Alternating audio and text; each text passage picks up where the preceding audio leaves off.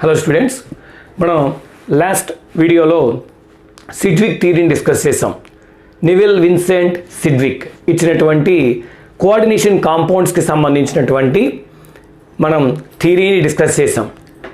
ఆయన థియరీ ప్రకారంగా primary valency, secondary valency ఉంటాయని, primary valency transfer of electrons వల్ల ఏర్పడుతుందని, సెకండరీ వ్యాలెన్సీ అనేది కోఆర్డినేషన్ నెంబర్ అని, అంటే electron pair donor acceptor dative bond coordinate covalent bond గురించి ఆయన చక్కగా చెప్పారు. అలాగే మెయిన్ ఈఏఎన్ రూల్, నివిల్ విన్సెంట్ సిడ్విక్ ఇచ్చినటువంటి ఈఏఎన్ రూల్ని కూడా మనం డిస్కస్ చేసాం. అలాగే డ్రాబ్యాక్స్ గురించి కూడా మాట్లాడాం. మెయిన్ డ్రాబ్యాక్స్ ఏంటి అని చూసినప్పుడు మనకి ఈఏఎన్ రూల్ ఫెయిల్యూర్ అయింది.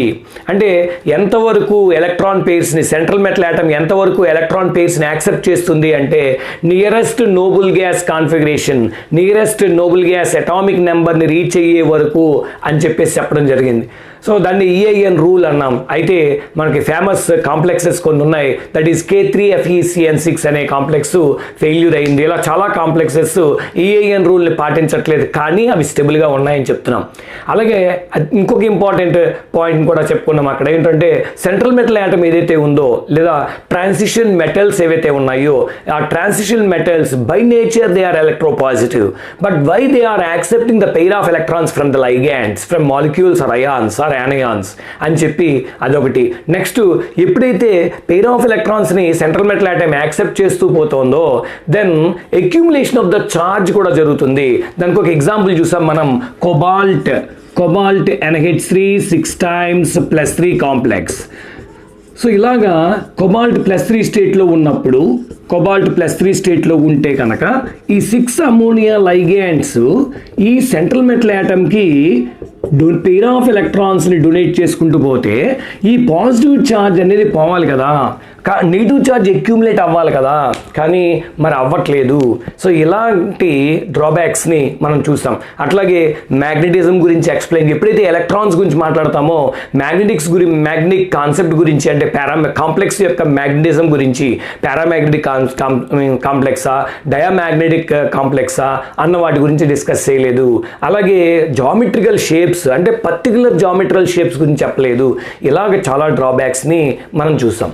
Then, Nivel Vincent Sidwick theory could not explain the facts about the chemistry of coordination compounds. Then, we have three main theories.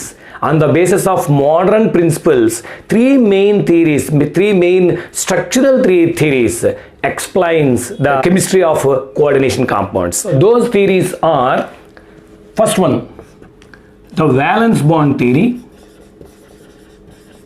The valence bond theory. Then the second one is the crystal field theory.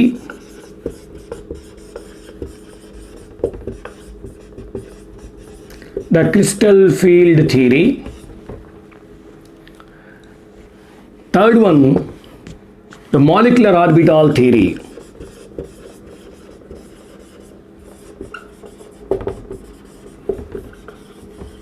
The molecular orbital theory. So there are three main theories which explain the structure and total concept of coordination compounds. Then valency bond theory. One of the early models of chemical bonding is the valence bond theory, a valency bond theory, which is introduced by Linus Pauling. Total ga ఈ valency bond theory గురించి మాట్లాడినప్పుడు మనం 6 సైంటిస్టుల్ని మనం గుర్తు తెచ్చుకోవాలి. అందులో first వచ్చి covalent bond గురించి మాట్లాడిన ఆయన లివిస్ థియరీ ఇన్ 1916. ఇంతకు ముందు కూడా మనం చెప్పుకున్నాం లివిస్ థియరీ. సెకండ్ వచ్చి లాంగ్మోర్ ఇన్ 1919, లాంగ్మోర్. అలాగే హైడ్లర్ లండన్ ఇన్ 1927. అలాగే Linus పౌలింగ్ and slaughter in 1931 to 1935.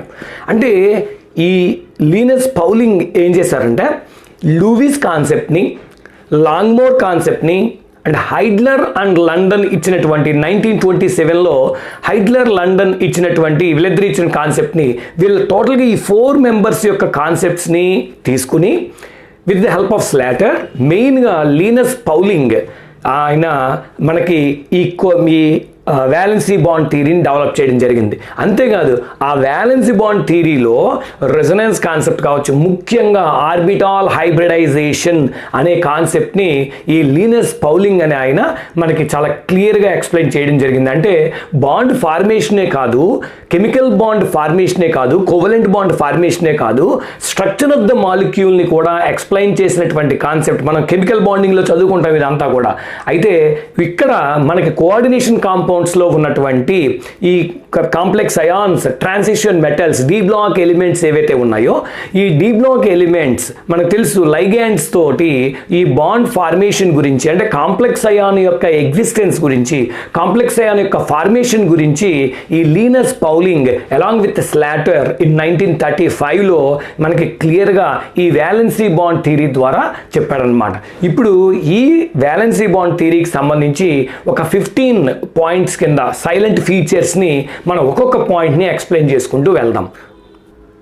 So valency bond treatment of complexes was mainly developed by Linus Pauling and Slater. ఈ ఇద్దరును మనకి చాలా క్లియర్గా ఎక్స్ప్లెయిన్ చేశారు. అయితే ఇంతకు ముందు చెప్పాను లివిస్ థియరీ అని, లాంగ్మోర్ థియరీ అని, హైడ్లర్ అండ్ లండన్, వీళ్ళు బేసిక్స్ అంటే ఓవరాల్గా మనకి వ్యాలెన్స్ బాండ్ థియరీకి సంబంధించి వీళ్ళ 6గురిని మనం గుర్తుపెట్టుకోవాలి. Okay, this theory primarily concern with the shapes and magnetic behaviour of complexes, and this theory is also called పౌలింగ్ Linus పౌలింగ్ theory or valence bond theory. Linus Pauling theory or valence bond theory. So ఇప్పుడు మనం violence bond థియరీని చూద్దాం. దీన్ని సింపుల్గా ఏమంటాం మనం, VBT అంటాం. VBT it's a very important concept మనకిది. So salient features ఒక్కొక్కటి డిస్కస్ చేద్దాం.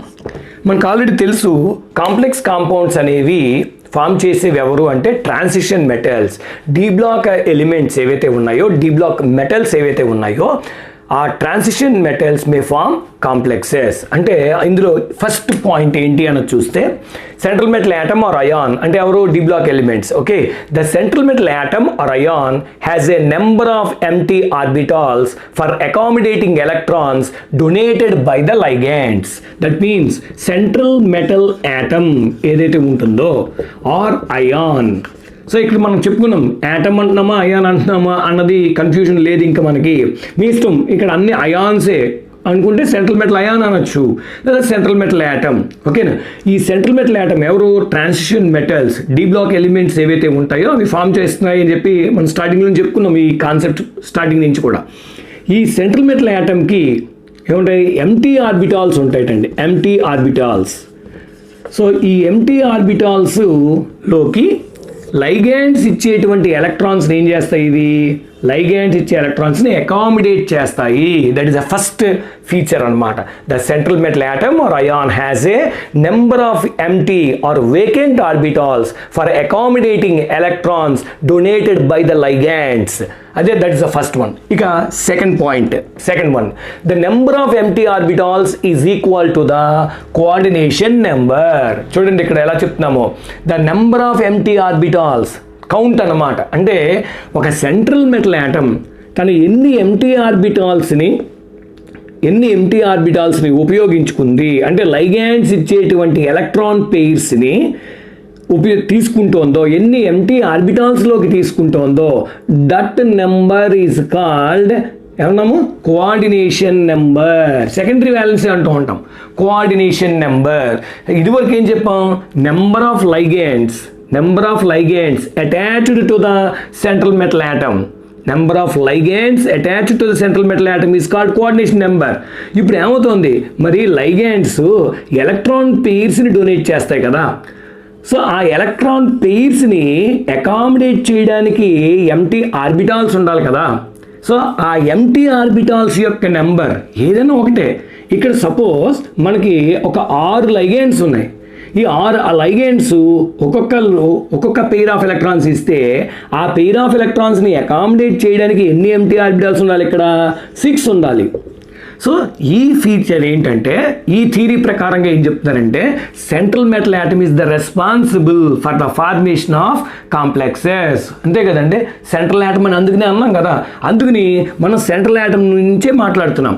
సెంట్రల్ యాటమ్ ఎన్నైతే తన దగ్గర ఉన్నటువంటి ఎంటీ ఆర్బిటాల్స్ని ఉపయోగిస్తోందో, దేనికోసం ఉపయోగిస్తోంది? To accommodate the pair of electrons which are donated by the ligands. That empty orbitals number is called coordination number or secondary valency of the central metal atom. Coordination number of the central metal atom or ion which is responsible for the formation of complex. This is the second feature. Then come to the third one. The metal orbitals and ligand orbitals overlaps to form strong bonds. చూడండి ఇక్కడ main empty ఆర్బిటాల్స్ను ఉపయోగిస్తున్నాం. ఇక్కడ ligands completely field orbitals. ఎందుకని అంటే ligand pair of electrons donate చేస్తుందంటే ఆ pair of electrons ఇందులో ఉంటాయి, ఆర్బిటాల్లో ఉంటాయి. అలాగే ఇక్కడ ఆర్బిటాల్ ఇక్కడ వేకెంట్ ఆర్బిటాల్. దట్ మీన్స్ ఇక్కడ లైగాండ్స్ యొక్క కంప్లీట్లీ ఫీల్డ్ ఆర్బిటాలు, next central metal atom or ion యొక్క ఎంటీ ఆర్బిటల్స్ ఏమవుతాయిట? ఓవర్లాప్ అవుతాయి. ఎందుకని? To form a strong bond. That means the metal orbitals and the ligands completely filled orbitals overlap to form strong bonds. ఇంకా అక్కడి నుంచి తెలిసిందే, valence bond theory చెప్పిందే. Greater the extent of overlapping stronger will be the bond. Greater the extent of overlapping stronger will be the bond and hence more stable will be the complex. అంటే ఇక్కడ ఇవి empty orbitals, ఇక్కడ completely filled ligands ఇచ్చేవి completely filled orbitals. ఈ empty orbitals completely filled orbitals ఎప్పుడైతే overlapping జరుగుతాయో, so ఆ overlapping వల్ల స్ట్రాంగ్ బాండ్ ఫామ్ అవుతుంది. తెలుసు మనకి, straight wise overlapping of two atomic orbitals may form a sigma bond. మనం చదువుకున్నాం. Orbitals lateral overlapping may form a pi bond, ఇవి చదువుకున్నాం. అలాగే ఇక్కడ means overlapping, greater the extent of overlapping stronger will be the bond and hence more stable will be the complex, and greater the extent of overlapping stronger will be the bond. That means ligands యొక్క completely filled orbitals, next central metal atom యొక్క empty orbitals overlap అవుతున్నాయి. అయితే ఇక్కడ ఈ empty ఆర్బిటాల్స్లోకి central metal atom is responsible because ఇది central atom కదా, complex ఫార్మేషన్కి మెయిన్ ఇంపార్టెంట్. ఇక్కడ మనకి ఈ ఎంటీ ఆర్బిటాల్స్ ఏమై ఉండొచ్చు అంటే రకరకాలుగా ఉండొచ్చు. ఎస్ ఆర్బిటాల్స్ వాడుకోవచ్చు, central metal atom transition metals D block elements అవి ఎస్ ఆర్బిటాల్ని వాడచ్చు, పి ఆర్బిటాల్స్ని వాడుకోవచ్చు, డి ఆర్బిటాల్స్ని వాడుకోవచ్చు, ఆఖరికి ఎఫ్ ఆర్బిటాల్స్ అయినా వాడచ్చు. అంటే ఇక్కడ ఎంటీ ఆర్బిటాల్స్ అన్నాం. ఏ ఆర్బిటాల్స్ అన్నది చూద్దాం, మన ఎగ్జాంపుల్స్లో వాటిలో చూసుకుంటూ వెళ్తాం. అంటే ఏ ఆర్బిటాల్స్ అయినప్పటికీ కూడా డిఫరెంట్ ఆర్బిటాల్స్ ఎస్పీడిఎఫ్లో ఏదైనా వాడచ్చు. ఇప్పుడు ఈ ఆర్బిటాల్స్ డిఫరెంట్గా ఉన్నాయి కాబట్టి ఇవి ఏం చేస్తాయి? ఈ సెంట్రల్ మెటల్ యాటమ్ ఏం చేస్తుంట means extent of overlapping strong bond form అవ్వాలి. అన్ని ఆర్బిటాల్స్ అన్నీ అంటే వేకెంట్గా ఉన్న ఆర్బిటాల్స్ అన్ని యూనిఫామ్గా ఉండాలి, తద్వారా ఒక స్ట్రక్చర్ రావాలి అన్న కాన్సెప్ట్ తోటి ఈ the central metal atom to achieve greater stability the metal atom orbitals involved in hybridisation. అంటే మీన్స్ ఫామ్ అయ్యే కాంప్లెక్స్ యొక్క స్టెబిలిటీని పెంచుకోవడానికి, ఫామ్ అయ్యేటువంటి కాంప్లెక్స్కి ఒక షేప్ రావడానికి ఈ సెంట్రల్ మెటల్ యాటమ్ ఏం చేస్తుంట తన దగ్గర ఉన్నటువంటి ఎంటీ ఆర్బిటాల్స్ ఏవైతే ఉన్నాయో వీటిలో అయితే లైగాండ్స్ ఇచ్చే ఎలక్ట్రాన్స్ని తీసుకుందాం అనుకుంటోందో, అకామిడేట్ చేద్దాం అనుకుంటోందో ఆ ఆర్బిటాల్స్ని హైబ్రిడైజేషన్లో ఇన్వాల్వ్ చేయడం జరుగుతుంది. ఎప్పుడైతే మనకు తెలుసు hybridisation concept, mixing up of 2 or more atomic orbitals form మనకి ఒక స్ట్రక్చర్ని ఇవ్వడం అనేది జరుగుతుంది. అంటే ఇక్కడ ఈ ఫీచర్ ఏంటో చూద్దాం. నెక్స్ట్ 5th ఫీచర్ అనమాట. So in order to achieve greater the stability the atomic orbitals like central metal atom atomic orbitals S P D F etcetera of the metal ion hybridise to form a new set of equivalent hybrid orbitals with definite directional properties. So these hybrid orbitals now overlap, these hybridized orbitals now overlap, empty hybridized orbitals overlap with ligands completely filled orbitals so that to form a strong bond and to get stability. మనం ఈ empty ఆర్బిటాల్స్ని central metal atom తన దగ్గర ఉన్నటువంటి empty ఆర్బిటాల్స్ని ఉపయోగించుకుని హైబ్రిడైజేషన్లోకి వెళ్తుంది అని చెప్తున్నాం మనం. ఈ హైబ్రిడైజేషన్ కాన్సెప్ట్ ద్వారా మనం ఇప్పుడు షేప్స్ని వాటిని కూడా చెప్పచ్చు. అంటే కామన్ టైప్స్ ఆఫ్ జామెట్రీస్ ఎలా ఉంటాయి ఏంటి. సపోజ్ సెంట్రల్ మెటల్ యాటమ్ తన దగ్గర ఉన్నటువంటి 2 ఆర్బిటాల్స్ని ఉపయోగించుకుంది అనుకోండి. అంటే ఒక ఎస్ ఆర్బిటాల్ని ఒక పి ఆర్బిటాల్ని, అంటే 2 ఆర్బిటాల్స్ ఉపయోగించింది. అంటే కోఆర్డినేషన్ నెంబర్ ఎంత అవుతుంది అప్పుడు 2 అనమాట. ఇందాక చెప్పుకున్నాం మనం ఏమని, సెంట్రల్ మెటల్ యాటమ్ యొక్క లేదా సెంట్రల్ మెటల్ అయాన్ యొక్క ఎంటీ ఆర్బిటాల్స్ ఎన్నైతే ఎంటీ ఆర్బిటాల్స్ని సెంట్రల్ మెటల్ యాటమ్ ఉపయోగిస్తుందో to accommodate the electrons which are donated by the ligands, అవునా కదా, that number is called coordination number అన్నాం. ఎంటీ ఆర్బిటాల్స్ ఉపయోగించడం. ఇప్పుడు ఈ ఎంటీ ఆర్బిటాల్స్ 2 ఉపయోగించుకుంది అంటే అర్థం ఏంటి, ఒక ఎస్ ఆర్బిటాలు ఒక పి ఆర్బిటాలు, ఒక ఎస్ ఆర్బిటాల్ ఒక పి ఆర్బిటాల్ని ఉపయోగించింది. అప్పుడు షేప్ ఏమొస్తుంది, ఎస్పి హైబ్రిడైజేషన్ అంటాం, తెలుసు మనకి ఎస్పి హైబ్రిడైజేషన్. అప్పుడు ఏ షేప్ వస్తుందండి, లీనియర్ షేప్. అంటే so this is the complex ఇలా ఉందనుకోండి, మెటల్ లీనియర్గా ఫామ్ అవుతాయి లైగెండ్స్ ఇలాగనమాట. వేకెంట్ ఆర్బిటాల్ లీనియర్ షేప్ అంటాం, ఇలా వేస్తాం. Metal means these 2 are the orbitals shape is linear. ఇలా రాద్దాం పోనీ.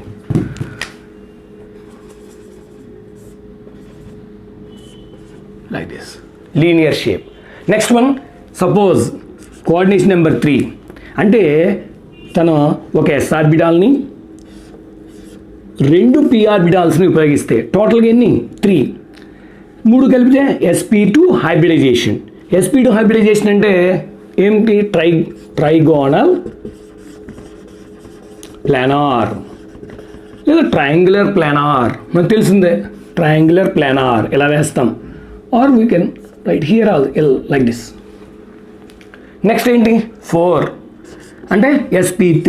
జాగ్రత్తగా ఇక్కడ గమనించాలి, sp3 ఫస్ట్ ఒక ఎస్ ఆర్బిటాలు 3 పి ఆర్బిటాల్స్ని ఉపయోగించుకుందాం. అంటే సెంట్రల్ మెటల్ యాటమ్ తన దగ్గర ఉన్నటువంటి 4 sp3 4 ఒక ఎస్ ఆర్బిటాలు 3 పి ఆర్బిటాల్స్ని ఉపయోగిస్తే అంటే టెట్రాహైడ్రన్ షేప్ ఏంటి, టెట్రాహైడ్రల్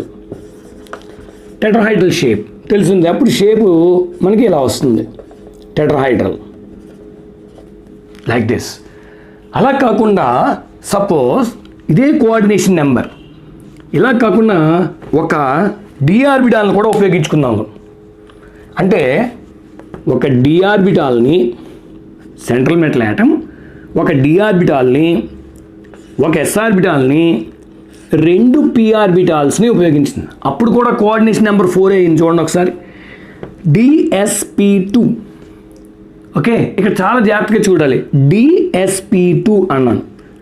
ఆర్ ఇలాగే అక్కర్లేదండి, sp2d.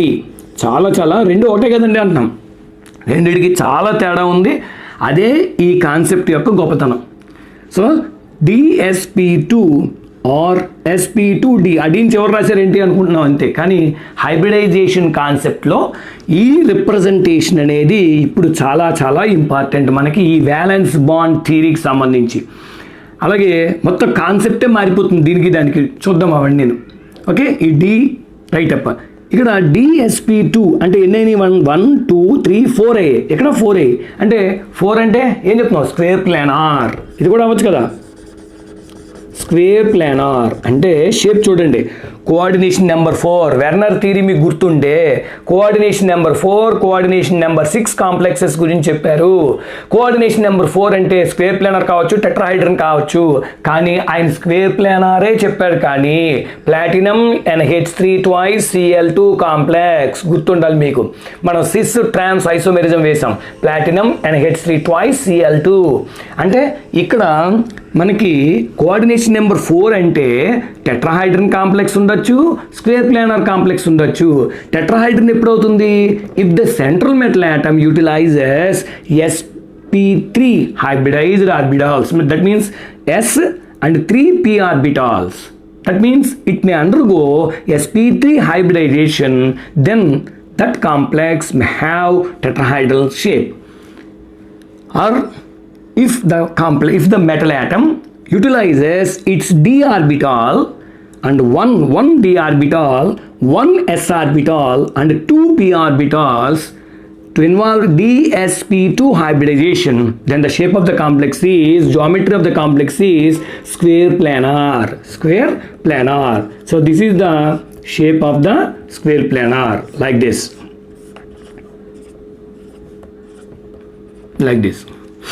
square planar. అలా కలుపుకోవచ్చు కావచ్చు, like this square planar. Then the next one is coordination number 5.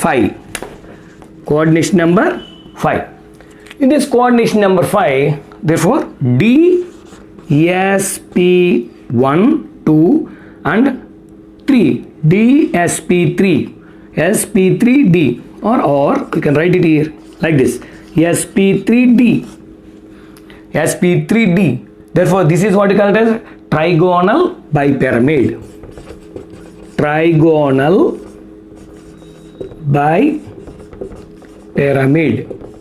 The shape is, this is the trigonal shape, and this is the another one. So this is trigonal bipyramid.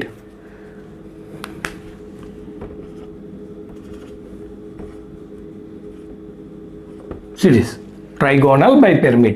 Then the sixth one, if the complex involved in coordination number 6, that means d2sp3, 2 d orbitals, 1 s orbital and 3 p orbitals. Total how much? 3. 2 plus 1 plus 3, how much? 6. Or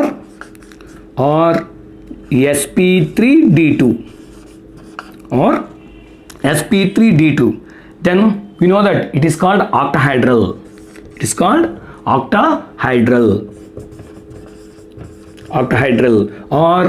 Or square bipyramid, or we can say square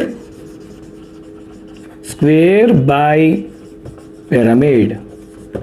Now the shape is very important shape. So this is okay, metal atom.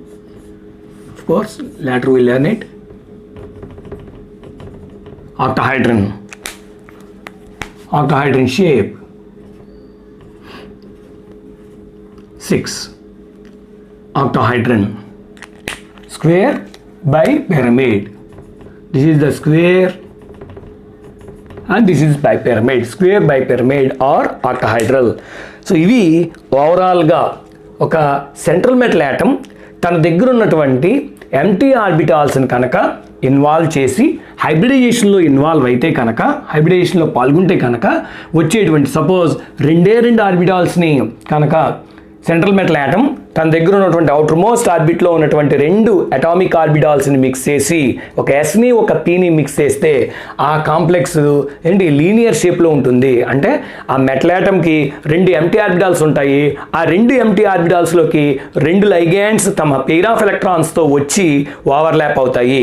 అలాగే next వచ్చి suppose 3 ఒక central metal atom దగ్గర 3 అంటే sp2 హైబ్రిడైజేషన్లో పాల్గొంటే, sp2 హైబ్రిడేషన్లో అంటే 3 empty orbitals ఉన్నాయి. అది ఒకటి s 2 pలు అయితే trigonal planar triangular planar or planar triangular. So next one fourth sp3 అయితే tetrahedron. Next one fourth one is dsp2 or sp2d, that is called square planar. Next coordination number 5 dsp3 or sp3d, trigonal bipyramid. Sixth one d2sp3 or sp3d2, that is called octahedral or square bipyramid. So ఇవి shapes అన్నమాట. అంటే central metal atom is responsible for the formation of complex geometry, also for the not only complex formation, also its geometry. So ఈ హైబ్రిడైజేషన్లో మనకి d ఆర్బిటాల్స్ని ఉపయోగించడం జరిగింది. చూడండి, ఈ d ఆర్బిటాల్స్ని మనం ఇక్కడ dsp2 ఆర్ sp2d, అంటే dsp3 or sp3d, d2sp3 or sp3d2 అని చెప్పి రిప్రజెంటేషన్ చేస్తున్నాం. అంటే ఈ ఆర్బిటాల్స్ రిప్రజెంటేషన్ చూస్తే వీటిని మనం inner and outer d orbitals అని చెప్పేసి అంటాం. Inner and outer. ఇలా రాస్తే ఇన్నర్ డి ఆర్బిటాల్ అంటే సెంట్రల్ మెటల్ ఆటమ్ తన ఇన్నర్ డి ఆర్బిటాల్ని ఉపయోగించుకుంది. హైబ్రిడైజేషన్లో ఈ రిప్రజెంటేషన్ ఏంటంటే ఇన్నర్ డి ఆర్బిటాల్ని ఉపయోగించుకుంది. ఏముందండి, రెండు హైబ్రిడైజేషన్లో ఒకటే కదా. సపోజ్ D2sp3 అని ఉన్నాం అంటే అంత కోఆర్డినేషన్ నెంబర్ 6 కాంప్లెక్స్ ఉంది. నాకు ఇలా రాసినా ఒకటే ఇలా రాసినా ఒకటే అని చెప్పేసి గుమ్మడి అలా రాయడానికి లేదు. ఈ రెండు రిప్రజెంటేషన్స్ వేరే. అంటే ఇక్కడ సెంట్రల్ మెటల్ ఆటమ్ తన ఇన్నర్ డి ఆర్బిటాల్స్ ని ఉపయోగించి రెండు ఇన్నర్ డి ఆర్బిటాల్స్ ఉపయోగించుకుంది. ఇక్కడ రెండు అవుటర్ డి ఆర్బిటాల్స్ ఉపయోగించుకుంది. ఏంటి ఇది? ఇన్నర్ డి ఆర్బిటాల్స్ అంటే ఏంటి, అవుటర్ డి ఆర్బిటాల్స్ అంటే ఏంటి అంటే ఇన్నర్ డి ఆర్బిటాల్స్ ని మనం n-1 డి ఆర్బిటాల్స్ అంటాం. ఏమంటాము? n-1 D orbitals. Outer D orbitals ఏమంటాం అంటే ND. వేరే ND ప్రిన్సిపల్ క్వాంటమ్ నెంబర్ తెలుసు మనకి. ND చెప్తాను క్లియర్గా. ఇంకా ND ఆర్బిటాల్స్. అవుటర్ ఆర్బిటాల్స్ ఏమంటాం మనం? ND orbitals. ఇన్నర్ ఆర్బిటాల్స్ ఏమంటాం మనం?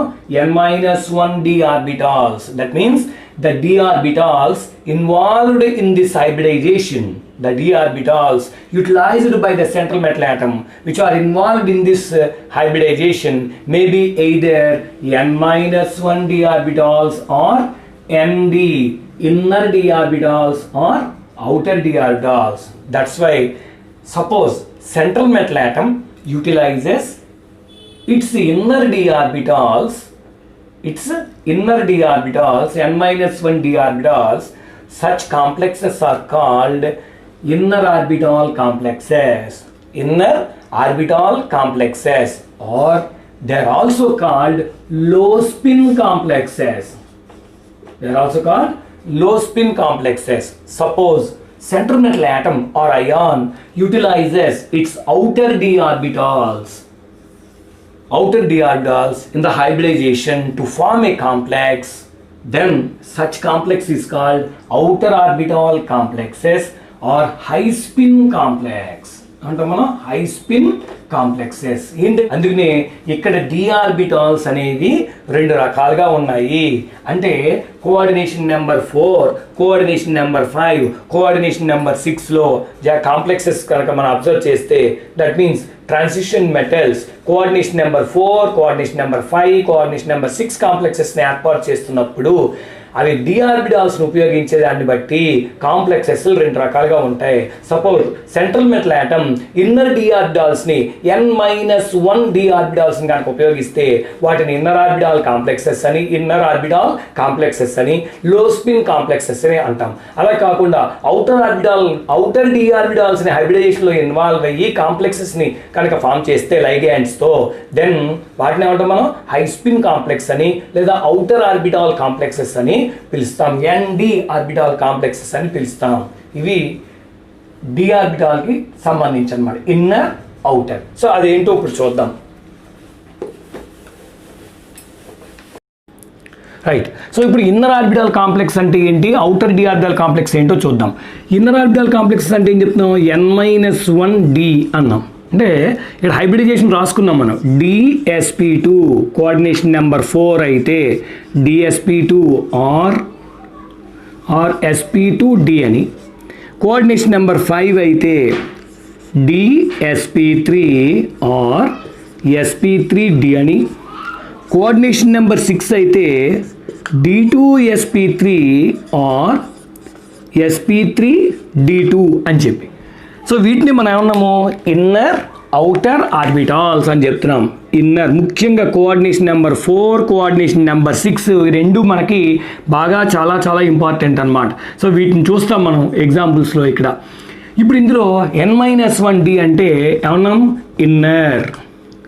నెక్స్ట్ అవుటర్ అంటే ఏం చెప్పుకుంటున్నాం మనం? అవుటర్ డి ఆర్బిటాల్ అనే వేటిని అంటున్నాం మనం అంటే ND. ఇప్పుడు ఇది క్లియర్గా ఒకసారి చూద్దాం. సపోజ్ ఎనీ ఎలిమెంట్ మనకు తెలుసు ట్రాన్సిషన్ మెటల్స్ స్కాండియం నుంచి స్టార్ట్ అవుతాయి. అంటే ఇది న్యూక్లియస్గా తీసుకుందాం. This is nucleus. So first orbit, second orbit, ఇది థర్డ్ ఆర్బిట్, ఓకే, ఇది ఫోర్త్ ఆర్బిట్ అనుకుందాం. ఇప్పుడు దీంట్లో మనకి ఫస్ట్ ఆర్బిట్కి వచ్చి 1s, next 2s 2p, next 3s 3p, of course 3d, next 4s 4p 4d 4f కూడా ఉంటాయి.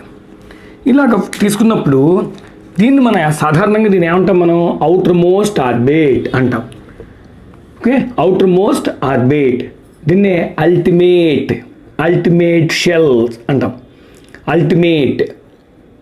ఓకే, దీన్ని పెనాల్టిమేట్, దీన్ని వచ్చేటప్పటికి యాంటీ పెనాల్టిమేట్ ఇలా చదువుతాం. అంటే this is outer most orbit. ఇక్కడ అవుటర్ మోస్ట్ ఆర్బిట్ ఎవరు, ఇది. అంటే ఇక్కడ ఉన్నటువంటి డి ఆర్బిటాల్స్ మనం ఏమని పిలుస్తాం, ఎన్డి. ఏదైతే అల్టిమేట్ దాంట్లో అవుటర్ మోస్ట్ ఆర్బిట్లో ఉందో దాన్ని మనం అవుటర్ ఆర్బిటాల్. అలా కాకుండా ఇక్కడికి వద్దాం, n-1 ఒకటి దగ్గర 3D, ఇది 3D. అందుకే కదా మనం స్కాండియం నుంచి మొదలు పెడతాం. మనం స్కాండియం నుంచి చూస్తే 21. Okay, so 1s2 2s2 okay, 3p6 3s2 ఏం చెప్తాం, 3p6. Next one 4s2 3d1 వెనక్కి వచ్చేసాను నేను, చూడండి 4s2 3d1 పక్కన వేసేయచ్చు, వెనక్కి వచ్చాను. అంటే n-1d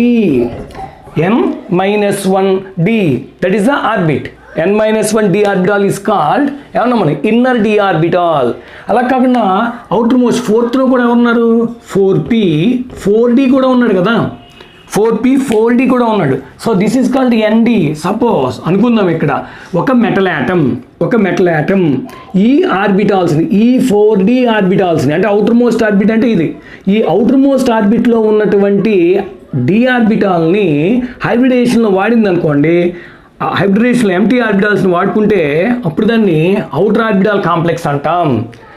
అలా కాకుండా ఇన్నర్ ఆర్బిటాల్లో అంటే లోపల ఉన్నటువంటి n-1 పెనాల్టిమేట్ షెల్లో ఉన్నటువంటి డి ఆర్బిటాల్స్ని ఇన్నర్ అన్నాం. లోపల ఉన్నారు కదా, ఇది అవుటర్ మోస్ట్ ఆర్బిట్.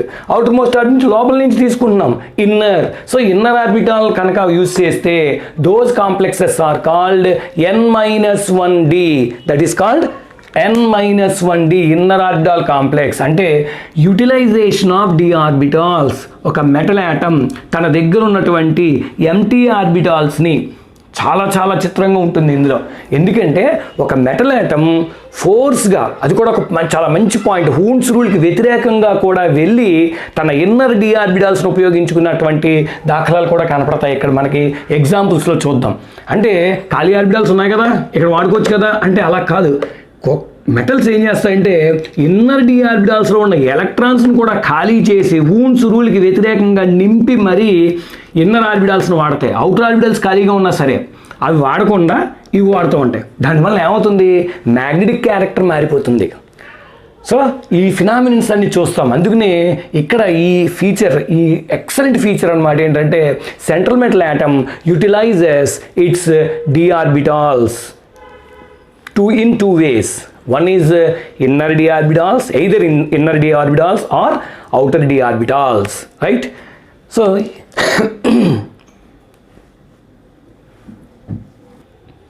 ఇలా సెంట్రల్ మెటల్ యాటమ్ రెండు రకాల డి ఆర్బిటాల్స్ని మనం ఉపయోగించుకుంటుంది అనమాట. అంటే either nd or n-1d inner అవుటర్లో వేటినైనా ఉపయోగించుకునే హైబ్రిడైజేషన్లో ఇన్వాల్వ్ అవుతుంది.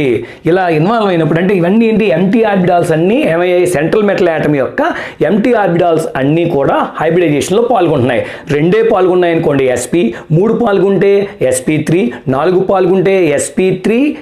నెక్స్ట్ ఆర్ ఇంకోటి కూడా చెప్పుకున్నాం, ఆర్ dsp2 ఆర్ sp2d.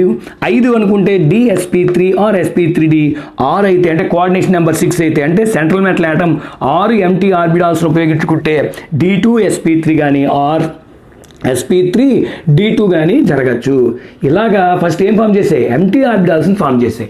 ఇలా ఫామ్ చేసిన ఎంటీ ఆర్బిటాల్స్ లైగెండ్స్ యొక్క కంప్లీట్లీ ఫిల్డ్ ఆర్బిటాల్స్తో ఓవర్లాప్ అవుతాయి. అంటే the empty orbitals of central metal atom May overlap with ligands completely filled orbital to form a covalent bond which is called coordinate covalent bond. We know that coordinate covalent bond is another form of covalent bond. That means a covalent bond is formed by the overlap of vacant hybrid orbitals of metal and filled orbitals of ligands. This bond is called coordinate covalent bond. Okay, we know very well that each ligand contains a pair of electrons. So next feature is the non-bonding metal electrons occupy inner d orbitals which do not participate in the hybridization and thus in the bond formation with the ligand. So ఇక్కడ చాలా important ఏంటంటే ఏదైతే non bonding metal electrons ఉంటాయో అవి inner D orbitals ని అవి fill చేస్తాయి. Fill చేసి అప్పుడు లైగండ్స్ అవి మిగిలినవి ఎంటీ అవుతాయి. ఆ ఎంటీ అయినటువంటివి హైబ్రిడైజేషన్ లో పాల్గొంటాయి. హైబ్రిడైజేషన్ పాల్గొన్న తర్వాత లైగండ్స్ యొక్క కంప్లీట్లీ ఫిల్డ్ ఆర్బిటాల్స్ తో అవి ఓవర్లాప్ అవుతాయి. Okay, now the next one is if the complex contains unpaired electrons. If the complex contains unpaired electrons, then it is called paramagnetic in nature. While if it does not contain unpaired electrons, it is if that complex is diamagnetic in nature. అంటే ఇక్కడ చూడండి, orbitals vacant orbitals ఉపయోగించుకుంటున్నాం. ఆ vacant orbitals ఉపయోగించుకునేటప్పుడు central metal atom ఏం చేస్తుంది, తన దగ్గర ఉన్నటువంటి ఎలక్ట్రాన్స్ని ఓకే వేకెంట్ ఆర్బిటాల్స్ కోసం లోపల హూన్స్ రూల్ వ్యతిరేకం కూడా నింపుకోవడం జరుగుతుంది. అలాగే ఎప్పుడైతే కాంప్లెక్స్ ఫామ్ అయిన తర్వాత ఆ కాంప్లెక్స్లో సెంట్రల్ మెటల్ యాటమ్ దగ్గర కనుక అన్పేర్డ్ ఎలక్ట్రాన్స్ కనుక ఉంటే ఆ కాంప్లెక్స్ మొత్తాన్ని ఏమంటాం మనం, పారామాగ్నెటిక్ కాంప్లెక్స్ అంటాం. అలా కాకుండా అన్ని ఎలక్ట్రాన్స్ పెయిర్ అయిపోయినాయి అనుకోండి, then it is called unpaired electrons కనుక లేకపోతే then it is called diamagnetic అని చెప్పేసి అంటాం. ఇక్కడ the number of unpaired electrons in a complex is found from magnetic moment measurements. దాని బేస్ చేసుకుని కూడా మనం చెప్తాం. అంటే నెంబర్ ఆఫ్ దీన్ని బోర్ మ్యాగ్నెటాన్స్లో మనం క్యాలిక్యులేట్ చేస్తాం మ్యాగ్నెటిక్ మూమెంటమ్ని. ఎట్లాగా మ్యూ ఈజ్ ఈక్వల్ టు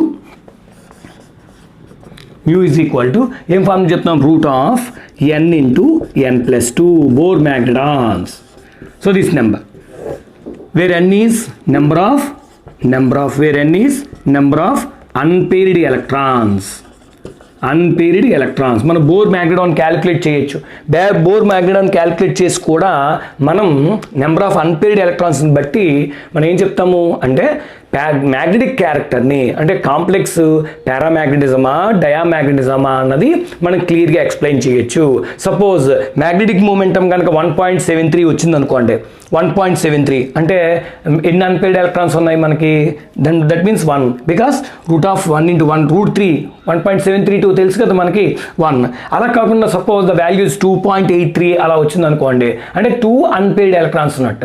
అలా కాకుండా 3.87 అని వచ్చింది అనుకోండి, దెన్ 3 అన్పేర్డ్ ఎలక్ట్రాన్స్ ఉన్నట్టు. అలా కాకుండా 4.90 అని వచ్చింది అనుకోండి, దెన్ 4 ఎలక్ట్రాన్స్ ఉన్నట్టు. సంథింగ్ లైక్ 5.92 అని వచ్చింది అనుకోండి, దెన్ ఇట్ గివ్స్ 5 ఎలక్ట్రాన్స్. అంటే root values basis number of unpaired electrons బట్టి మనం క్యాలిక్యులేట్ చేసి చెప్తున్నాం అనమాట. So therefore the knowledge of magnetic momentum we can predict or we can measure, not predict, we can measure the paramagnetism, diamagnetism.